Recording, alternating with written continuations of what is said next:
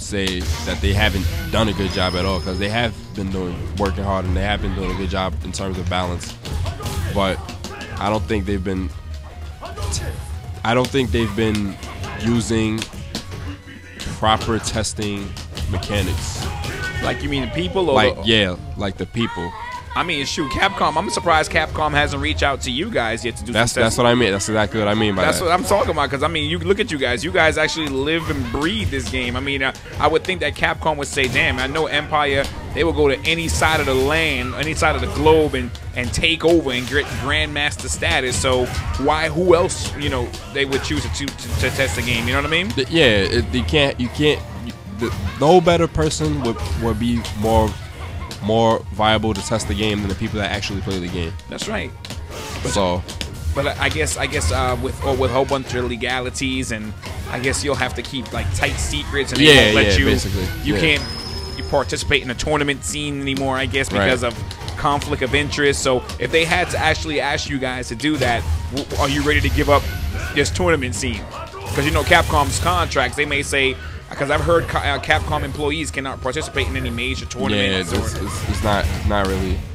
We can play casually for fun on the side or stuff like that. Right, I know a couple people that work in Capcom myself, so they can't participate in any big tournaments, anything that has to do, anything that's going to be really competitive, major, because it will be an unfair handicap. Right. Now, let's just say hypothetically Capcom reached out to you guys to test a game. Are you guys ready to just leave the community? Let's say hypothetically are you ready to leave the community and as far as a tournament scene and actually work for Capcom as a tester? Is it worth it to you? I guess it's like a double-edged sword. So work for Capcom as a tester, as in getting paid to test the game? Right. Yeah, like, I'll leave the community to do that. And you won't even bother. Let's say you wanted to play in the tournaments. Wouldn't you have that urge? I mean I have the urge, but I feel, the way I see it, I feel that I would be doing something greater for the community, giving the community something something more viable and more fun. Good. Than actually be participating in the game and be like, oh, this is unfair. I wish I was actually at Capcom testing the game so I can make this fair. Right. I will actually be that person making it fair. I wouldn't be able to participate, but I would feel better about myself that I'm balancing the game and making the game more fun for everybody to play. Now, let's just say hypothetically you became a part of the staff of Capcom. Wouldn't you lose touch with the outside world because you'd be testing so much? Like, now let's say, Andre or Yipes or anybody's developed this new playing style. You wouldn't even really know about it that much because you never really fought it, because you'll be busy fighting computer or you'll be busy fighting each other. You know what I mean? Right. And after a while, it might throw you off the community. I mean, throw you off like, That's true. And from the way I see it is, the way I look at it is, if Capcom are going to hire these people or going to hire people to test the game, then the people that test the game should actually come from within the community. That's true. Because those are the only people that's going to tell you that something that you probably won't be able to see yourself. Those are the people that's going to be able to say, oh, well, I've played fighting games for 20 years. I know how this didn't work back in the day because the game was so broken, and I know how the remedies to solve the situation and stuff like that. I've dealt with all the cheapness and all the BS that's happened in fighting games for the past 15 years, and I know how to fix this. Let me answer your question. One of my main concerns are bad matchups. Like, let's use Guile and Viper for an example, right? Okay. What would you do to fix bad matchups between, like, such characters like a Guile and a Viper? Well, Guile and Viper. All right, so we don't want to, in changing matchups, we don't want to change the character that the matchup favors. We don't want to nerf them, because then the people are going to feel that, oh, well, you made the matchup worse for us because the character's too weak to fight us. Right. So what you want to do is make the character that's weak to fight them, not make them stronger, like, oh, I hit you one time and you died, that's how you even the match. Right. We don't want to do that either. We don't want to make the character overpowered with damage either. Right. We just want to give them tools to be able to deal with the character matchup that favors. What tool would you think Guile will need to evenly fight a Viper? I think that Guile will need better special priorities on his pokes to deal with to deal with characters like C Viper, or yeah, because the only problem that Viper really gives Guile is because Viper. My concern when I fight a Viper is not really the knockdown. Right. Like when I get knocked down, because I already know what to expect when I get knocked down, and I pretty much have a decent counter for it. It's to prevent me from getting knocked down. So I don't want to be like, oh, Viper knocked me down, now make Guile's flash kick autocorrect. So when Viper knocks me down, now it's bad because Viper can never get that opportunity to mix me up when she knocks me down. I can just flash kick her to death when she knocks me down. So I don't want to do that either. Right. But I would give him more tools to keep her from knocking me down to even put me in that situation. If she gets me in that situation, then good. Then she deserves the situation. She deserves to be able to put pressure on me when she knocks me down. I would probably I would keep his air throw 3 frames because if you throw Sonic Boom and she burn and kicks over the Sonic Boom, then you could air throw her in reaction. Wow. To the burning kick. Right. But in Arcade Edition you can't do that because the air throw is 4 frames, not 3. So when you throw Sonic Boom and she does a burning kick over your Sonic Boom and you try to jump to air throw, the air throw comes out late. So she'll hit you before the air throw comes out because the throw comes out later. Right, okay. So that hinders Guile in the matchup in the Arcade Edition even more. Right, that they nerfed him in that area. So you tried. So I mean, how many hours you got in with the Arcade Edition? So far since it came out, more than 36 to 48 hours. That's not bad. So you pretty much know. I mean, how many characters have you fought within that? Have you fought the whole roster of the Arcade Edition, or? I haven't. I have fought a lot of characters. I haven't fought. Now the serious question is, have I fought high level players that play their respective characters in the Arcade Edition? That would be the more appropriate question. That's right. That's right. Okay. I played probably 6 or 7 people that play their respective characters, and to the high level, to the max. Right. And I definitely do feel a more of a challenge, in a bad way, I would say. Some in the good, some in the bad. Right. Some feels challenging, some just feels like it's just like a slaughter. It just feels it shouldn't be that hard. Right. Because my character got nerfed so much, so it just feels more than what it needs to be.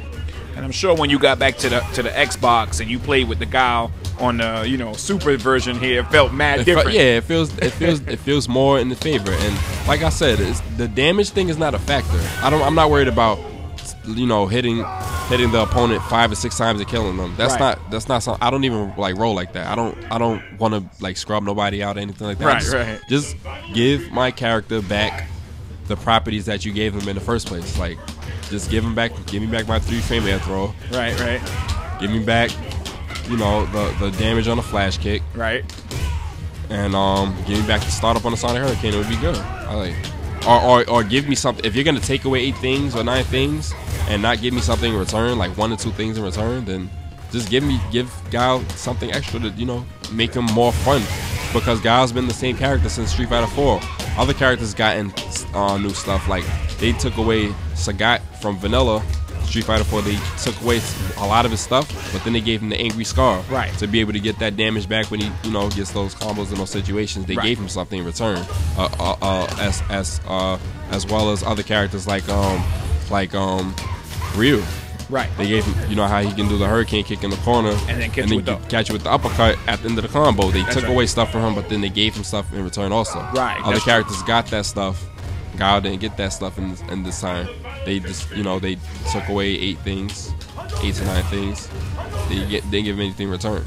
So I guess they pretty much they stripped them. Yeah, they did. They cavity searched them. Everything.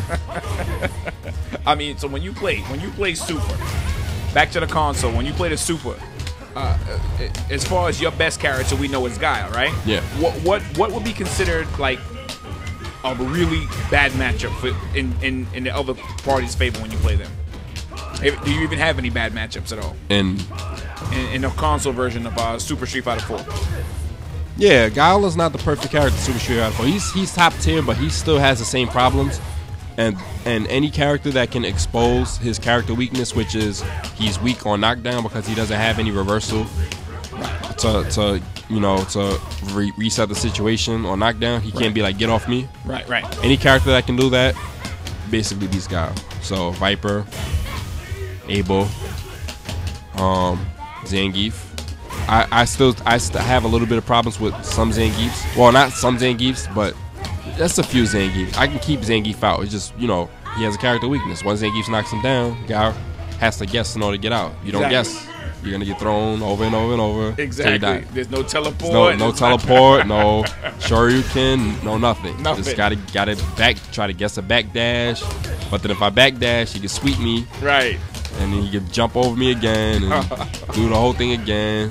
And it's a guessing situation. Something you don't want to do. If you want to have a reliable, sure answer to get those characters off you when they knock you down, something I don't have. So any character that can abuse that factor on Guile, that you can't do nothing about me, I knock you down, you can't do nothing about it. Right.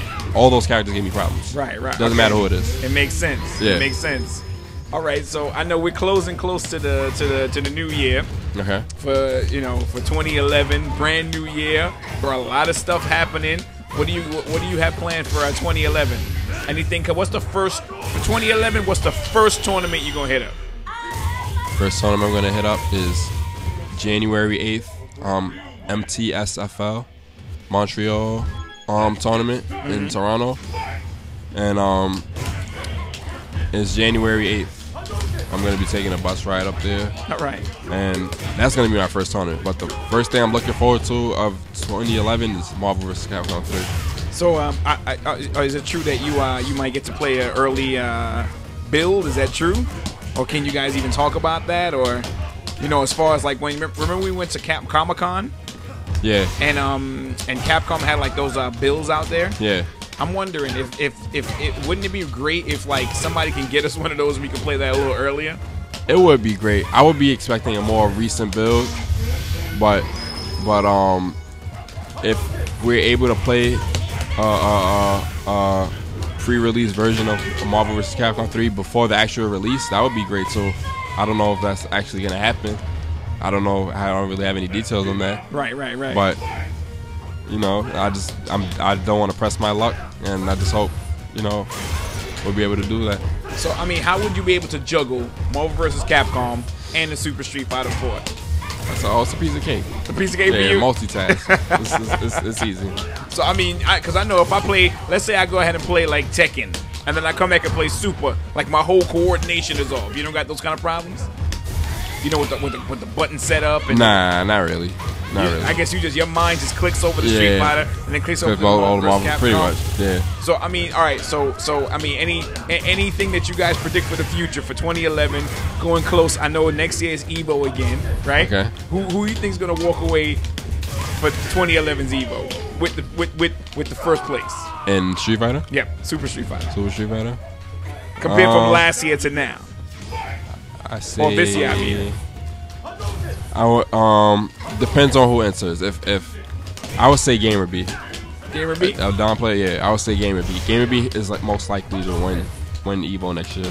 What makes him? What makes you say that? He's the man to beat right now. Right in Super Street Fighter 4 console edition, he's the man to beat. He's basically went to every region of the world and won a major tournament. Damn.